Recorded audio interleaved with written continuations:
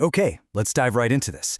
Welcome back, everyone, to today's Explainer. We are taking a focused look at the absolutely crucial current affairs of July 25th, 2026. Our big overarching theme today? Security and resilience in modern India. You know, when we talk about security, it isn't just one single thing. It's this massive, intricate web of interconnected systems. Whether we're looking at the environment, our national borders, or the rights of everyday citizens, it all ties together. So we are going to break down 6 distinct developments today to help you truly grasp what's shaping the nation right now. Let's get started. Here is how we're breaking things down today with our 3-act structure. Act 1 is all about ecological resilience. Then, Act 2 tackles strategic and maritime security. And finally, Act 3 covers governance and public safety. All right, let's jump into Act 1, ecological resilience. Specifically, we're looking at the Buxa tigers and the active monsoon. We're kicking things off with some truly majestic and honestly super hopeful news out of West Bengal's Duars region, right up there on the Bhutan border. So, back in 1983, the Buxa Tiger Reserve was established. But unfortunately, over the years, the tiger population saw a massive decline, eventually hitting local extinction. The culprits? Well, they're the usual suspects: severe habitat degradation, a huge drop in their prey base, and relentless poaching.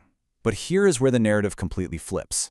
Fast forward to the present day, and the habitat has been successfully restored, the prey base is back up, and the National Tiger Conservation Authority has officially given their approval. Looking to the future, tigers are actually expected to be translocated here from another reserve that shares similar ecological conditions. It's an incredible turnaround.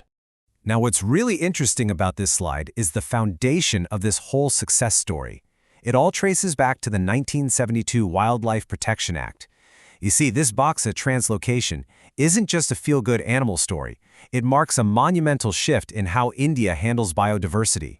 We are moving from mere passive wildlife protection to active, hands-on ecosystem restoration. For a nation that proudly boasts the world's largest wild tiger population, this is a massive strengthening of conservation efforts under Project Tiger.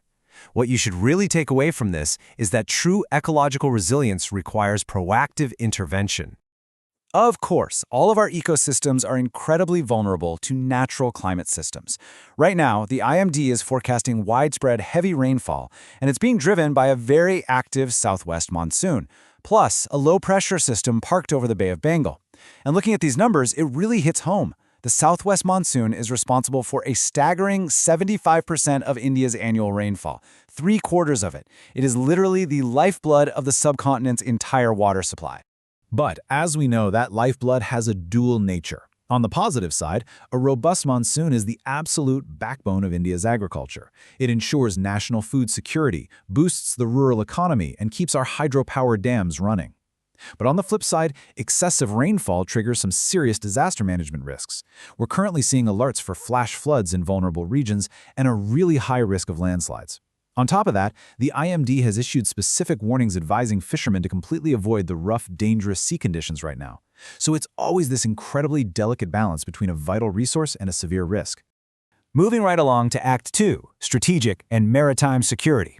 We'll be covering Black Sea vulnerabilities and some new DRDO innovations. Now, shifting our focus to the harsh realities of national defense and global trade. Tragically, an Indian seafarer was recently killed during an attack on a commercial civilian vessel operating in the Black Sea. With the ongoing Russia-Ukraine conflict, the Black Sea is an area of immense strategic volatility right now. But despite these severe security risks, commercial shipping absolutely has to continue through these waters, heavily utilizing key geographical choke points like the Bosphorus Strait. India has strongly condemned this attack on a civilian vessel and is urgently calling for the protection of international shipping lanes. To really understand the international legal framework at play here, we have to look at UN Clause. That's the United Nations Convention on the Law of the Sea. Working right alongside the International Maritime Organization, or IMO, UN Clause establishes this absolutely vital principle: freedom of navigation. Why does this matter so much to India specifically? Well, India boasts one of the world's largest merchant seafaring communities. So when maritime security breaks down, it doesn't just risk the lives of Indian citizens, it directly threatens global trade, vital energy supplies, and the very flow of India's imports. Let's pivot to something much more forward-looking and energetic, happening right here at home in our defense sector. The DRDO has just successfully developed an indigenous expendable turbojet engine. This specific type of propulsion technology is a huge deal. Gas turbine engines exactly like this one are the driving force behind several categories of cruise missiles and unmanned aerial systems, or UAS. So, the crucial point is, why does developing this internally matter so much? Well, this indigenous propulsion technology is a total game changer. It rapidly drives our overall defense modernization and makes a massive, tangible contribution to the Atmanirbhar initiative.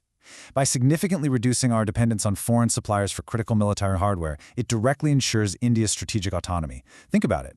When you don't have to rely on another country for the engines that power your defense systems, you gain immense geopolitical leverage.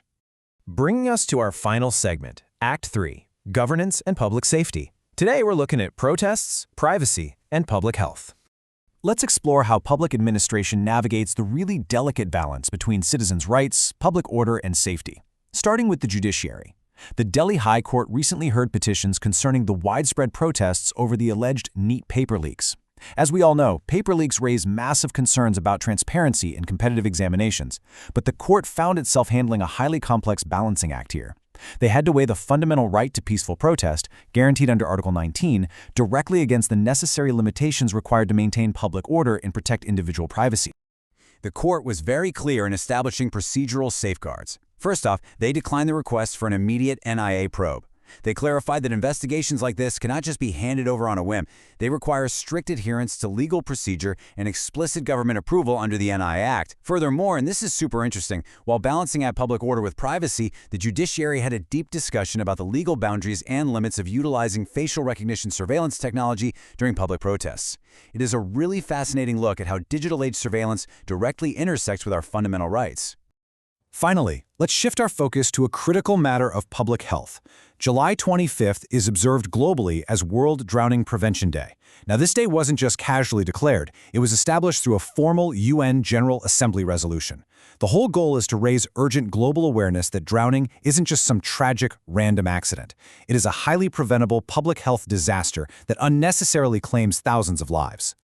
To tackle this, there are a series of highly actionable prevention strategies. It starts with a huge focus on child safety, then expands into widespread swimming education and boosting overall community awareness.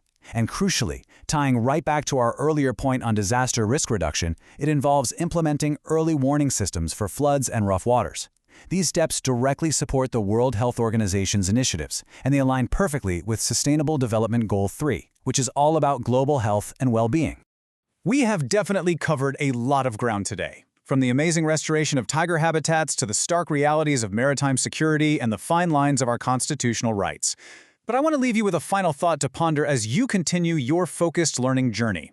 Looking back at the DRDO's recent breakthrough, ask yourself this. As global risks, both climatic and geopolitical, continue to rise, how will the rapid development of indigenous technology continue to shape and secure our strategic autonomy? Something to really think about. Thank you so much for joining me on this explainer, and keep exploring.